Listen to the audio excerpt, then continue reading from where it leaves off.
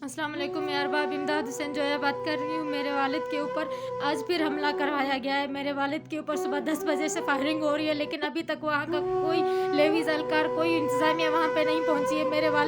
मेरे एक भाई को, फ़कीर मोहम्मद को शदीद ज़ख्मी किया गया है। मेरे 2 भाइयों को, खान मोहम्मद और ग़ुलाम रसूल को अगवा करके लेके गए। अभी तक उन्हीं के पास है मेरे भाई, लेकिन 10 बजे से लेके अभी तक वहाँ पे कोई पुलिस एहलकार नहीं पहुँचा है, कोई इंतज़ामिया नहीं पहुँची है। मैं बलूचिस्तान की हुकूमत से, पाकिस्तान की हुकूमत से अपील करती हूँ कि मेरे वालिद, मेरे भाई को और मेरी बहन, मेरी वालदा, मेरी बहन हुई, किसी को भी कोई भी नुकसान हुआ उसके ज़िम्मेदार मक्सी बिरादरान और उसके ज़िम्मेदार वहाँ के मक्सी बिरादरान खालिद खान MP MNA खालिद खान मक्सी, नादिर खान मक्सी, तारिक खान मक्सी और उनकी औलाद होंगे, और जाफ़र खान मक्सी और सैफुल्लाह खान मक्सी होंगे। मेरे वालिद, मेरे भाइयों को किसी को भी कोई नुकसान हुआ, जो उनकी कब्ज़ा माफिया 2017 से लेके मेरे वालिद अपनी ज़मीनों के लिए जदोजहद करते रहे। उनको कमज़ोर कराने के लिए पहले मेरी बहन को अगवा करके लेके गए, मेरे वालिद पे झूठी FIR करवाई, मेरे वालिद के ऊपर हमले करवाए गए। अभी मेरे वालिद को कमज़ोर करने के लिए मेरे 2 भाइयों को उठा के लेके गए और मेरे एक भाई के ऊपर फायरिंग करवा के उसको शदीद ज़ख्मी करवाया गया है।